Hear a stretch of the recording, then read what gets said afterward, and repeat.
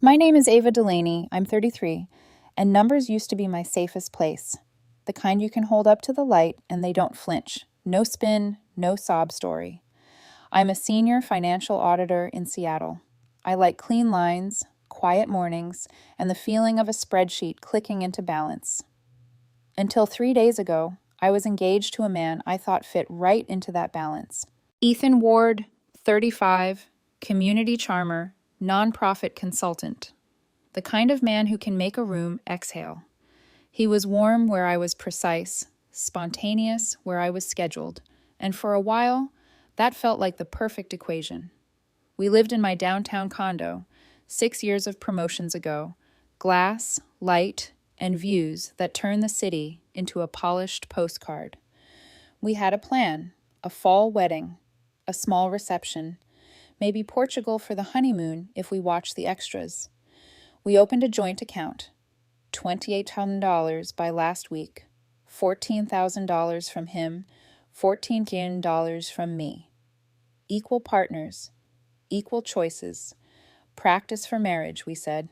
At 11:42 a.m. on Tuesday, my phone buzzed against the audit report I'd been dissecting for hours.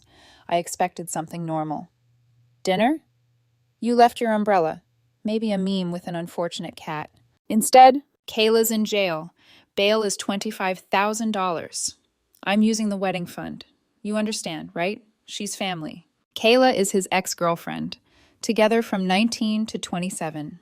Off and on. The kind of off that melts into on again whenever she tripped into a new crisis. Addiction, debt, and that chameleon promise of change. He told me he felt responsible for the version of her he'd created. His words, not mine. I had tried to be compassionate. History is a knot. You don't pull it with one hand and expect it not to tighten around the other. My thumb hovered. A dozen sentences started and died. Every one of them sounded either heartless or gullible.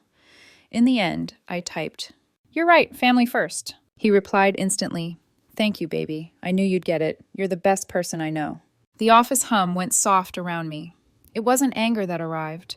It was clarity, cold, exact, like a number you'd hope to misread and suddenly realize you didn't. This wasn't a discussion. This was a decision delivered. And the decision said two things. Our wedding fund was his emergency budget, and my role was to nod.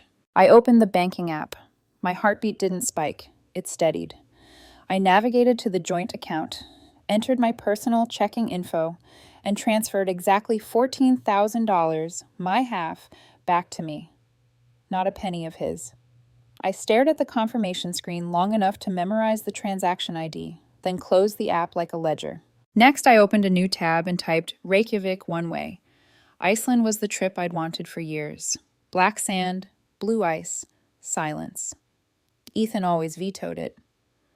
Too cold, too far, too bleak, he'd say, like the distance itself was a personal insult.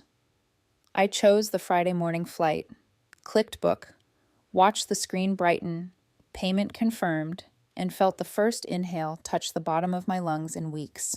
That evening, the sky wrung out rain against the windows. Seattle knows how to stage regret. I poured tea. My phone lit up like it was on fire. 17 missed calls, 4 voicemails. I pressed play on the first one. His voice, already loud, rounded out by another voice in the background. A woman's, older, edged. "Ava, what did you do? The bondsman says we're $11,000 short. Kayla is still in lockup. You said family first. How could you abandon us like this?" Us. The word rang like a cracked bell. I deleted it. Deleted the next 3 without listening. The rain tapped the glass like it was rehearsing an alibi. I stood in the kitchen and told the quiet what I hadn't let myself say out loud. I am putting family first, mine. Memory is sly. It rolled forward little scenes I'd filed under.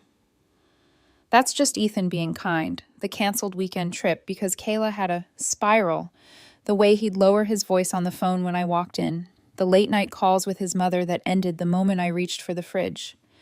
I'd thought love meant being understanding. Maybe it means being honest first. I went to the bedroom, pulled my suitcase from under the bed, and set it open on the bench like a dare. My phone rang again. I let it ring. While it cried itself out, I laid the essentials in clean stacks: wool sweater, thermal leggings, the coat he teased me about for being apocalyptic. Charger. Passport. The ring box stared at me from the dresser. I opened it. The diamond looked small in the lamplight. Not because of size, because of context. I closed the lid gently and put it in the safe. Not out of malice, out of habit. Balance the books. Account for what is valuable. Lock what you can't carry. At 7:03 the next morning, pounding rattled the door. Voices ricocheted down the hallway. "Ava, open the door," Ethan shouted. "We need to talk like adults." Behind him, his mother's voice cut like a ruler edge. "This is theft. I told you about her, Ethan. Cold. Calculating. Imagine doing this to family." I stood in the kitchen with my coffee and listened. 2 months ago, that would have stunned me, being called a thief by a woman who had never liked me because my boundaries didn't match her emergencies. Today the word fell apart before it hit the floor. I raised my voice just enough. "I withdrew my contribution from my joint account. I'm not funding your ex-girlfriend's bail. Leave." "We'll call the police," she snapped. "Great idea," I said, and dialed 911. If you've never watched self-righteousness meet procedure, it's almost theatrical. 2 officers arrived, their jackets damp with mist, their eyes tired in a way that said they'd seen bigger monsters than mismatched expectations. Ethan talked too fast. His mother talked louder. "Domestic theft. Financial abuse. Abandonment." The older officer held up a palm. "Documentation, please." I provided 3 things: the condo deed with only my name, the joint account statements showing equal contributions, and a screenshot of Ethan's text, his unilateral decision glowing in gray bubbles. The officer read, glanced at me, then at them. "This is not theft. It's a civil matter, and frankly, not likely one you'd win." He looked at me again. "Do you want them trespassed if they return?" "Yes," I said, and meant it. They left with a final threat tossed over a shoulder, his mother's voice sharp enough to score the paint. "You'll regret this, Ava. You'll grow old alone with your spreadsheets." I didn't answer through the door. I waited until the hallway swallowed their footsteps, then whispered to the cooling hinge, "Better alone than broke." The younger officer lingered, offered a card. "Change your locks," he advised. "And if they come back, call us." I changed the locks by lunch. $200. Worth every cent. Peace is an expense line you only appreciate once you've paid it. That night, I went hunting for receipts. Shared furniture, the rug he insisted we split, the espresso machine we called a joint investment to make the price feel romantic. My inbox is a museum. I don't throw anything away. I typed sofa into the search bar and sifted through order confirmations until a subject line I'd never noticed hooked my eye. "Mom's casserole recipe." It was an old forward from Ethan. I clicked out of habit more than curiosity. The thread bloomed open, and the air left my body. It wasn't a recipe. It was an email chain between Ethan and his mother from 3 weeks ago. The words were brisk, familiar, cruel in their efficiency. From Darlene Ward to Ethan Ward. Subject, Kayla. "Tell Ava it's urgent. She's moral. She'll cave under guilt. If she hesitates, say Kayla might die in jail. Frame it as family. She sees herself as fair, so use equal partners. She'll break." Then Ethan's reply. "You're right, I'll handle it. Ava's predictable." The room tilted. Not dramatically, just enough to put everything in its place. This wasn't panic. This was premeditation. A script written for my heart to read cold. I forwarded the thread to my personal email, then to Daniel Rivers, my closest friend from college, now a lawyer with the kind of measured voice that can steady a bridge in a storm. He called within 5 minutes. "Tell me I'm not reading what I'm reading." "You're reading it," I said. "Ava, this is evidence. At minimum, financial manipulation. If he sues, this buries it before it starts." "He is going to sue," I said quietly. I felt it in the hallway. "Let him," Daniel said. "We'll be ready." At 12:18 a.m., I closed my laptop. The rain had stopped. The city held its breath. It struck me that nothing about the condo had changed. The floors still warm, the windows still clean, the skyline still faithful, and yet it felt like I'd moved out of a version of myself that only said yes. I left the suitcase open at the foot of the bed, a mouth waiting to speak. I slid my passport into the outer pocket. I slept for 3 hours and dreamed of black sand and a sky with green letters, spelling a word I didn't recognize and somehow still understood. When morning came, I didn't add a single item to the suitcase. I didn't take anything out. I just zipped it closed. Balance the books. Account for what you carry. Secure the rest. And for the first time since we set the wedding date, I was not afraid of the ledger. The hallway siege. The emails that burn. When I finally left for Iceland, I thought the storm had ended. Turns out it was just changing its shape. 2 mornings before my flight, the condo hallway filled again with voices. Ethan's voice this time, not shouting, but pleading in that carefully calibrated tone he used when he wanted to sound reasonable. Ava, come on, we can fix this. Just open the door. Behind him, his mother's voice, sharp as frost. Don't let her manipulate you, Ethan. She's playing the victim. You have to show her consequences. Consequences. That word stuck in my chest like a nail. They had conspired to drain my wedding fund, and now they wanted to talk about consequences. I didn't open the door. I didn't even move. I let them talk themselves hoarse until the knocking faded into a dull thud and then silence. A silence so heavy it pressed against the walls. I thought that would be the last of it. I was wrong. That evening, I got an email from Ethan. Subject line, be reasonable. Ava, I don't know why you're acting like this. I was helping someone I love. You've always known Kayla would need me from time to time. You said you admired my compassion. Well, compassion costs money sometimes. Don't make this ugly. Just put the money back, and we can talk about Iceland later. I stared at those words for a long time. Compassion costs money. He'd said it like it was a tax I owed him. I didn't reply. Instead, I opened my laptop and searched flights again. Same one way to Reykjavik, same seat. I checked in early. At 7 o'clock the next morning, another pounding on my door. This time when I looked through the peephole, there were 2 police officers with Ethan and his mother. My stomach dropped, then steadied. I'd been expecting this. The older officer, gray-haired, professional, spoke first. Miss Delaney, your fiancé and his mother are claiming financial theft. They say you emptied a shared wedding account? I handed him everything I'd prepared in a neat folder. The joint account statement showing identical deposits from each of us. A screenshot of Ethan's text declaring he was using the entire fund. The deed proving I was the condo's sole owner. The officer flipped through them slowly, then looked up. This isn't theft, he said flatly. She withdrew her own contribution. Ethan started to protest, but the officer's partner held up a hand. Sir, this is a civil issue. You're trespassing now. Leave the property. Darlene, his mother, looked at me through the doorway, fury stretched tight across her face. You'll regret this, Ava. People like you always do. Cold women end up cold. I smiled faintly. Then I guess I'm dressed for it. They left, and for the first time in weeks, I locked the door behind them and felt safe. That night, I packed in earnest. Clothes folded with the precision of someone trying to control one last variable. Then, another email. Subject, Mom's casserole recipe. For a heartbeat, I almost laughed. I'd already read it once, the one that wasn't a recipe, but this was a reply thread, new messages added. My pulse quickened as I scrolled. From Darlene Ward to Ethan Ward. Kayla. If she won't break, remind her what family means. Say Kayla's sick. Women like Ava fold when it sounds noble. She'll do it to prove she's good. Don't let her win this time. From Ethan Ward. Kayla. I'll try again tomorrow. She's flying soon. I'll tell her Kayla might not survive the weekend. She'll send the money. I felt the blood drain from my face. The email wasn't just proof of manipulation anymore. It was escalation. They were still plotting. I forwarded it straight to Daniel. He called within 5 minutes, his voice clipped with controlled rage. Do not respond to him, he said. Do not open your door if they show up again. I'm filing a record of harassment. Then, softer.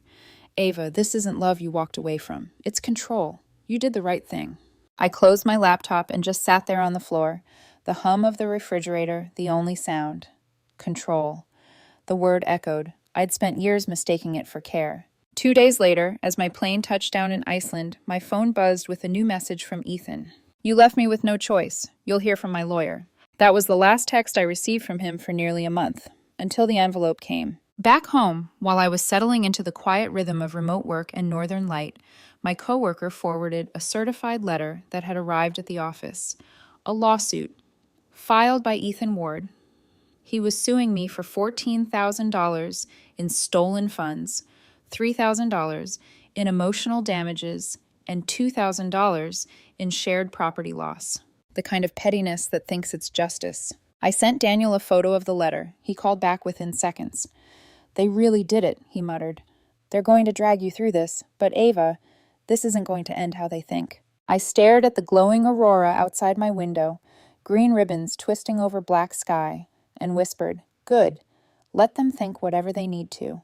I didn't know it then, but the courtroom would become the place where their entire narrative collapsed, and where mine finally began again. The lawsuit and the broken script. The summons felt almost theatrical. Neat envelope, embossed seal, and an accusation that read like a love letter turned inside out. Ethan Ward versus Ava Delaney. Claim: theft, emotional damages, and shared property loss. Total: $19,000. $19,000. The price of peace, apparently. Daniel, my lawyer, called as soon as he saw the documents. "They're walking straight into their own trap," he said. "We'll answer with discovery. Every email, every transaction. Let's make them prove their fiction." The weeks that followed were a blur of screenshots and scanned pages. Bank statements, timestamps, the text message where Ethan declared he was using our entire wedding fund. And then the emails, the casserole recipe thread, Darlene's words gleaming like rusted needles. "Women like her fold when it sounds noble." When Daniel read that line aloud in his office, he laughed once, a short, disbelieving sound. "Do they realize how much damage this does to them? Ava, this isn't a defense anymore. It's an indictment." I nodded, though my throat was tight. Because behind the logic, behind the legal advantage, something still hurt. They hadn't acted in panic. They had planned it, and they had done it while calling me family. The court date came quicker than I expected. A rainy Thursday morning, gray sky smeared across the courthouse windows. I wore a charcoal suit, no jewelry, no theatrics, just steadiness. Ethan arrived 10 minutes late, his mother in tow, both dressed in muted tones, the kind people choose when they want to look respectable. He wouldn't meet my eyes. She did, though. Her stare said, "You ruined everything." The hearing began with Ethan's lawyer, a man with a sympathetic smile that didn't reach his eyes. He painted me as cold, controlling, unfeeling. He said I'd financially abandoned Ethan in his time of need, that I'd used money as punishment, that I'd weaponized equality. His words were so polished they almost sounded like truth, until Daniel stood. "Your Honor," Daniel said, voice calm, certain, "we'd like to introduce documentation that changes the nature of this case." He handed the judge our evidence folder, black leather, color-coded tabs. Inside, bank records showing equal deposits, proof of Ethan's $9,000 wire transfer to Kayla's attorney 2 days before his emergency text. Screenshots of the email chain between Ethan and Darlene, the manipulation laid out in perfect chronological order. Daniel spoke softly, almost kindly. "This is not theft, Your Honor. This is betrayal. My client withdrew her contribution from a shared account after learning that Mr. Ward intended to divert their joint wedding fund to bail out his ex-girlfriend, a decision he made unilaterally. Furthermore, these emails show a calculated effort by both Mr. Ward and his mother to guilt my client into surrendering her money." He paused. If anything, Miss Delaney showed remarkable restraint. The judge turned the pages slowly. The courtroom was silent, except for paper shifting and rain whispering against the windows. Then came the question. "Mr. Ward," the judge said, "did you or did you not wire $9,000 to Ms. Kayla Hastings' attorney before informing Miss Delaney of this supposed emergency?" Ethan's Adam's apple bobbed. Yes, but she didn't know the whole story." "Indeed," the judge said dryly. "She certainly didn't." Darlene interjected from the bench. "She's twisting everything. My son was only trying to help someone in need." The judge raised a hand. "Ma'am, if you speak out of turn again, I'll have you removed." Silence. Then, quietly, he continued reading the emails. When he reached Darlene's line, "Remind her what family means. Women like Ava fold when it sounds noble." He set the binder down. "Mr. Ward," the judge said, voice flat, "this correspondence borders on coercion. What Miss Delaney withdrew was her own contribution. This case is dismissed, and court costs are awarded to the defendant." The gavel struck, a single clean sound. Case closed. Ethan's lawyer looked stunned. Darlene's face drained of color, her lips parting like she wanted to say something but couldn't find a word that would survive the air. I gathered my things quietly. I didn't look back at them. As I reached the doors, Daniel touched my shoulder. "You know what the best part is?" he said, half smiling. "You didn't lose anything today. You gained your life back." Outside, the rain had softened into mist. The courthouse steps glistened. Daniel went to hail a cab, but I stayed still for a moment, letting the air fill my lungs, watching cars slide by, hearing the city breathe. My phone buzzed once in my pocket, a new voicemail from an unknown number. I ignored it. For the first time in a long time, I didn't need to know. Because I already understood the equation. Trust without boundaries equals debt. And I was finally done paying interest on someone else's chaos. That night, I booked my flight back to Iceland. Not as an escape this time, but as a return. The aurora forecast promised strong activity, the kind of lights you can only see when the night is at its darkest. I didn't know yet that the voicemail I ignored wasn't from Ethan or his mother. It was from someone else entirely, someone I'd been taught to hate, and who somehow had already seen the truth. The voicemail sat there for a full day before I finally pressed play. It wasn't Ethan's voice. It wasn't Darlene's either. It was hers. "Hi, Ava. It's Kayla. Please don't hang up. I know I don't have the right to call you." My breath caught. The name itself felt like a bruise. Her voice was softer than I imagined, weary, almost apologetic. "I heard about what happened, about court, about Ethan losing. He told me everything, or, well, his version. Then I saw the documents online. I shouldn't say this, but you were right. He's been trying to save me for years, and I've let him. I used to think that made him good. Now I think it just made both of us worse." A pause, a long one. I could hear wind through the phone, and maybe the faint sound of waves. "You did the right thing, Ava, and if it helps at all, I'm sorry for being the reason you had to learn what he's capable of." Click. That was it. No excuses, no pleas, just truth, raw and unpolished. That night, under the pale wash of Reykjavik's winter light, I thought about how strange it was that closure can arrive from the person you least expect, not from the one who hurt you, but from the one they hurt before you. Kayla wasn't asking forgiveness, she was offering perspective, and somehow that was enough. My days in Iceland fell into rhythm. Work by morning, long walks by evening, and silence at night, the kind that doesn't punish you, only asks that you breathe. The city was small, hushed, kind. Nobody cared about who I used to be engaged to, or why I looked like someone still unlearning tension. Then one night I met Jonas. He was a travel photographer, quiet, with that steady kind of energy that doesn't fill silence, just shares it. We met at Thufa, this small, grassy mound near the harbor where locals watch the northern lights. I was fumbling with my phone camera, frustrated that my pictures came out black, when he laughed softly behind me. "You're pointing straight into the wind," he said. "Maybe the aurora doesn't like me," I replied. "Or maybe you're trying too hard," he smiled. "Try my settings." 3 hours later, we were still talking. About exposure, the color of Icelandic light, and how both of us came here to start over for different reasons we didn't need to name. He didn't ask about my past, and I didn't offer it.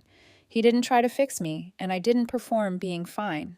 It was the quietest connection I'd ever had. Weeks slipped by like fog on the water.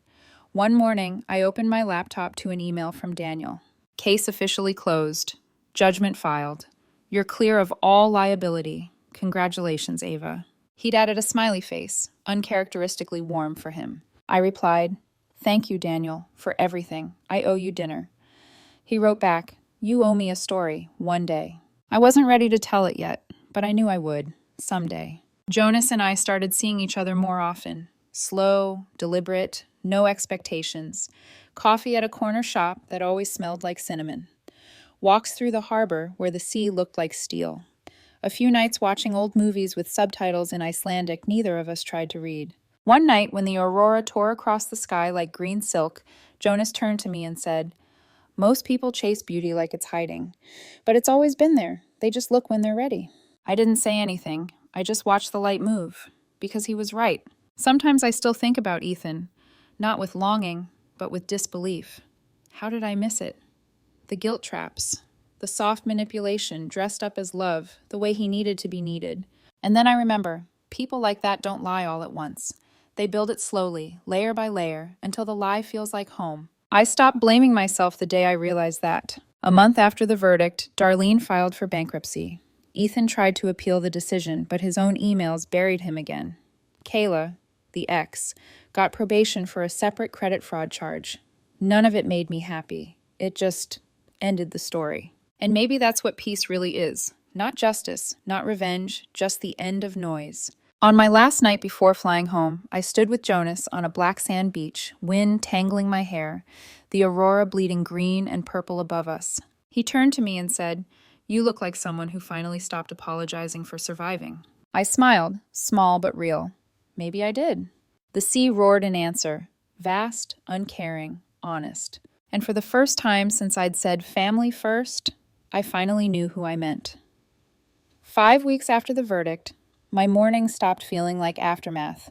I'd wake to gray light dripping through the windows, boil coffee on the small stovetop, and open my laptop for work, still auditing numbers, but this time from a desk that looked out at the harbor instead of downtown Seattle. The sea didn't lie. It rose, it fell, and it never once asked me to feel sorry for it. I learned to love that kind of honesty. People back home kept trying to pull me into the narrative I'd escaped. Mutual friends sent updates I didn't ask for, like they were delivering gossip wrapped as concern. "Ava, did you hear Ethan lost his job? Darlene's apartment was repossessed. Kayla stopped visiting him after the appeal." Each message was laced with half sympathy, half intrigue. They wanted a reaction, a confession of vindication, something that said, "See, you won." But I didn't feel like I'd won. I felt like I'd escaped a fire before realizing I'd been the one holding the match. It's strange, the way guilt can linger, even after you know you've done the right thing.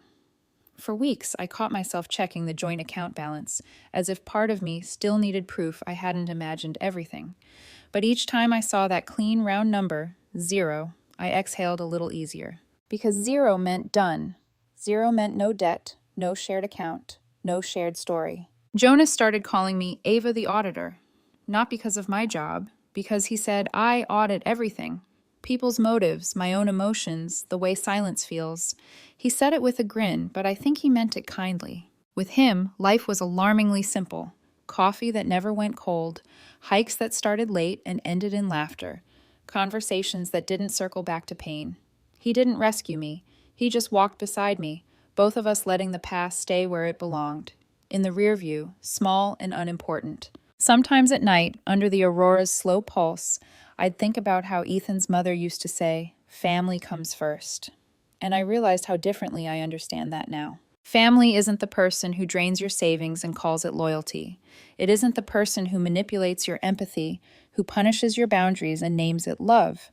Family is the one who respects your quiet, protects your peace, and doesn't make you shrink to fit their emergencies. Jonas never asked me to be smaller. He never asked me to prove I cared by bleeding for it. And maybe that's why I trusted him, because he never demanded it. One night, months later, Daniel called out of the blue. "Guess what?" he said. "The appeal's officially dead. Judge rejected it outright. You're completely in the clear." I laughed, the kind of laugh that feels new in your mouth. "Thank you," I said. "Really?" "Don't thank me," he replied. "Thank yourself for not breaking." After we hung up, I looked out the window. The sky over Reykjavik was streaked with faint color, pink brushing the gray, like the world trying on forgiveness. I realized I wasn't angry anymore, not at Ethan, not even at Darlene. They'd built their own collapse. I just refused to stand under it. 2 weeks later, Jonas and I rented a small car and drove north toward Akureyri. We stopped often, for sheep crossings, for waterfalls, for nothing at all. At one stop, he asked me what my favorite number was. 0, I said, smiling. "It's where everything starts again."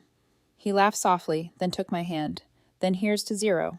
We stood there under the northern lights, the air sharp and alive, and I thought about all the things that had once felt impossible. Leaving, staying gone, learning how to be still. And for the first time, I felt the clean line between who I was and who I'd become. No bitterness, no drama, just balance. Because family first doesn't mean they're family. It means the family you build inside your own peace. And for me, that starts with one woman, me.